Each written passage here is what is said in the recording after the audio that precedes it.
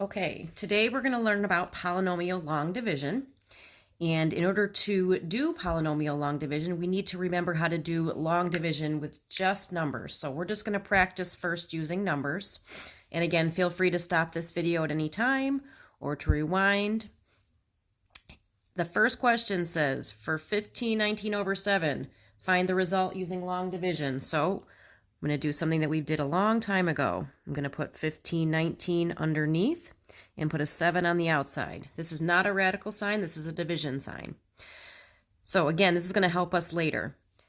In order to divide, we take the first number. 7 does not go into 1, so now we use the next two numbers.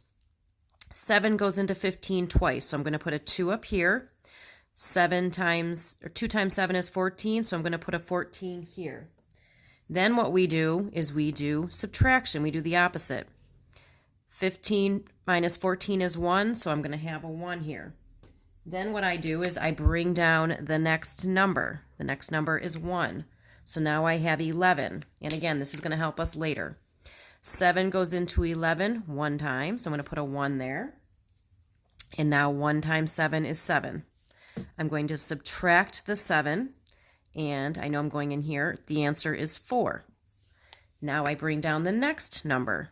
The next number is 9. So now I have 49. 7 goes into 49 7 times. 7 times 7 is 49. I subtract and I get 0. So 7 goes into this evenly. So the bottom part, which is I've written over, it's the same as this. It says rewrite your result as an equivalent multiplication equation. So we can start off with our first number, 1519. If you agree, hopefully, 1519, if we divided by 7, we got 217.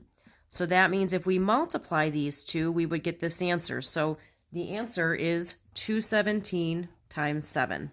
And these could be switched.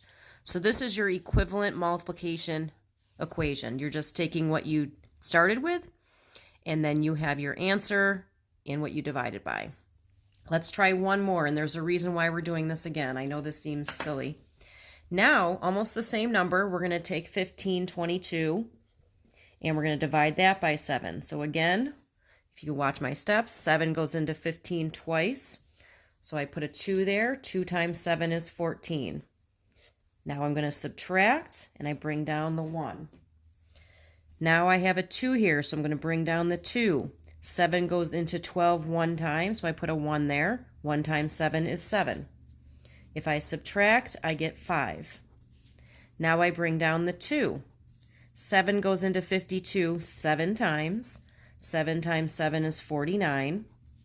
If I subtract, I get 3. So I actually have a remainder of 3. So my equivalent equation, I start with what I wanted to divide by, or divide into. So 1522. I take the two numbers, these are what I divided. So I have 217 times 7. And I had a remainder of 3, so I'm just going to put plus 3 at the end because it is really 217 times 7, which was the 519, and then I add 3 to it. All right, why did I do that? That's going to help with our polynomials. We're going to use long division, so bear with me here. I'm going to go kind of slow. For example, C, we want to take this and divide this with long division. So just like we did up top, we're going to take the top of the fraction, we're going to put it underneath the division sign. And now I put what I'm dividing by over here, x plus 6. Okay, so this is what we do. We are comparing first terms. So we're looking here and here. We want x to become 2x squared. So we say to ourselves, what times x gives us 2x squared? And that would be 2x. So I'm going to put 2x up here, and it doesn't matter where you put it. Now what we do is just like up here when we multiplied 2 times 7 to get 14, we're going to multiply 2x times both of these terms. So I move this over. 2x times x is 2x squared. 2x times a positive 6x is a positive 12x. We want to make sure these first two terms match, and they do. If you recall up here, what we did to get this answer is we subtracted. This was originally a positive 14. We wanted to subtract it. So what we're going to do here is we're going to subtract the 2x squared and we're going to subtract the 12x. It's just like changing the signs. So now you'll notice that the 2x squares cancel out. That's what we wanted. And now we're going to go ahead and combine. 15x minus 12x is 3x. Now what we're going to do is just like up here when we brought down the 1 and the 9, we're going to bring down the next term. So we're going to bring down a plus 18. Now we do this all over again. We compare the first two terms. We want to say to ourselves, what times x is going to give us 3x? Well, that would be a positive 3. So I'm going to put plus 3 here. Now what we're going to do is we're going to multiply 3 by all of these terms. So 3 times 3x, or x, is a positive 3x. 3 times 6 is a positive 18. Now, if you think about up top, we always subtracted. We're going to do the same thing here. So we change the signs. We're going to change this to minus 3x and this to minus 18. If you notice, the 3x's cancel out, the 18's cancel out, and you're left with 0. So there's no remainder. So now, if we did what we did above, rewrite your result as an equivalent multiplication equation. We start with, just like here, we start with what we were dividing into. So I'm going to write my original, 2x squared plus 15x plus 18. And now I'm going to put, just like I did here, I wrote what I multiply. I multiply these two things, what I divided by and my quotient.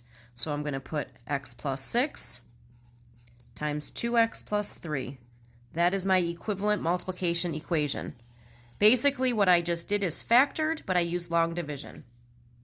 Let's try that again. So notice it's almost the same expression, but now instead of plus 18, I'm going to have plus 20. So here I'm going to have a remainder. So again, I'm going to do this whole question over again, but different numbers. So bear with me. We have our division sign. I'm going to put the top of the fraction underneath the division sign. And I'm going to put what I'm dividing by in the front, x plus 6. Notice they're very similar. So now, I'm going to start over again. We say to ourselves, how do we make this first term this first term? So what times x gives us 2x squared? 2x. So I put a 2x up here. Now I'm going to multiply this 2x by both of these terms. 2x times x is 2x squared. 2x times positive 6 is positive 12x. Now I need to subtract them, which means I need to change the signs of both of the terms. So now I'm going to go ahead and cancel out my 2x squares. That's what we always want, is the first terms to cancel.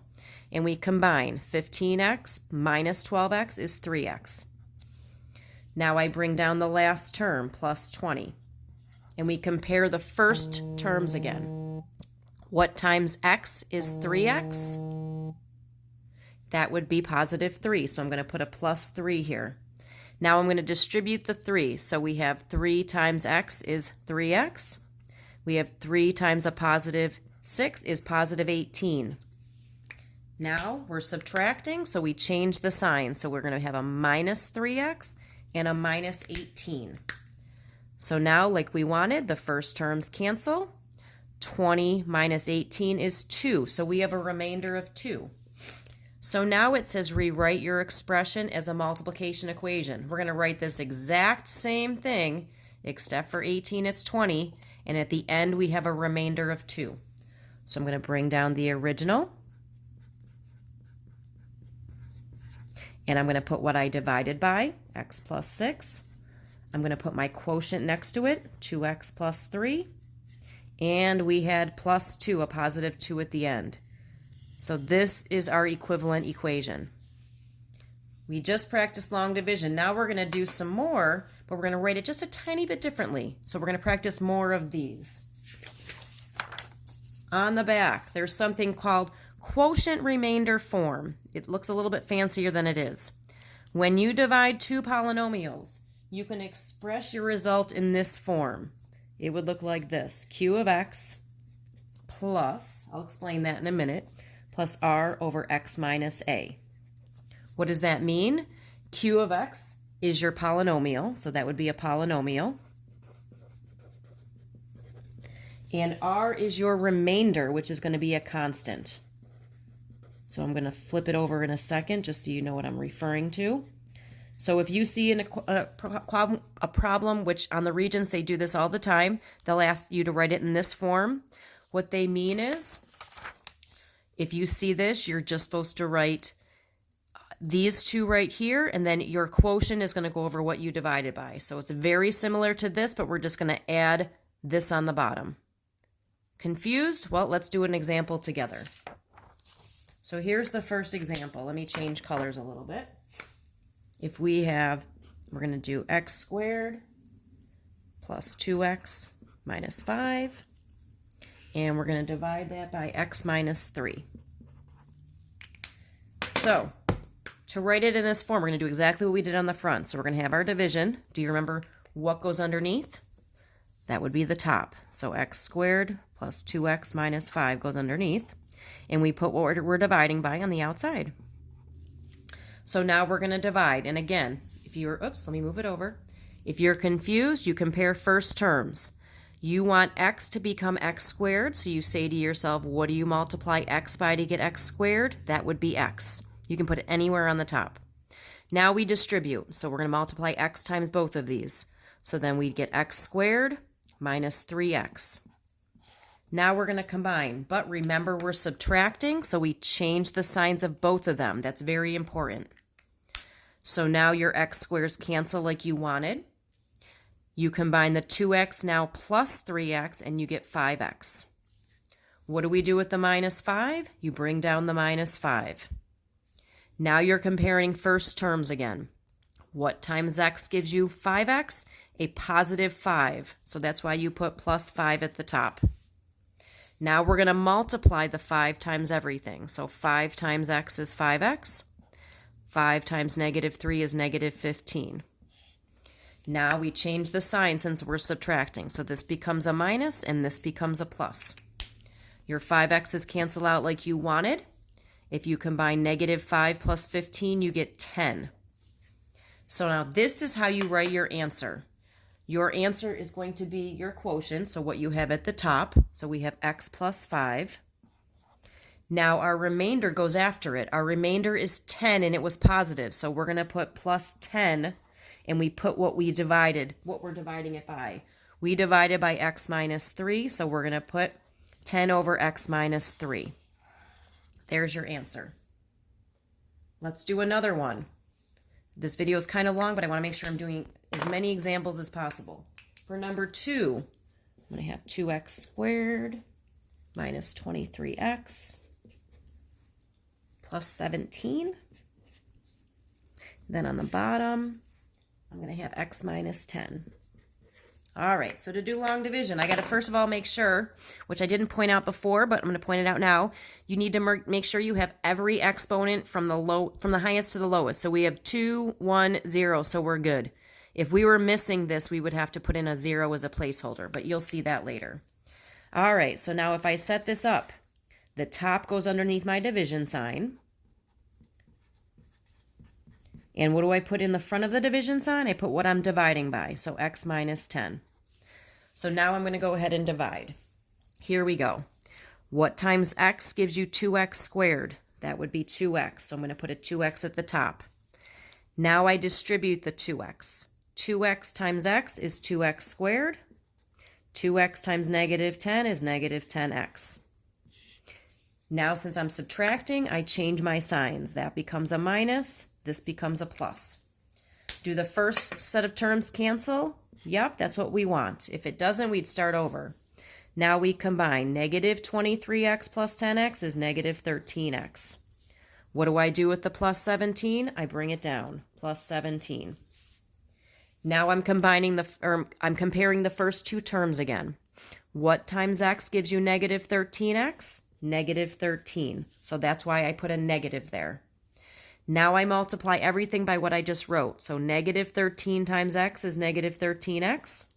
Negative 13 times negative 10 is positive 130. Now I change my signs. This becomes a plus, this becomes a minus. Do the first set of terms cancel? Yep. 17 minus 130 is negative 113. Oh, I must have made a mistake somewhere. Let's go back and check really quick. Anybody catch my mistake?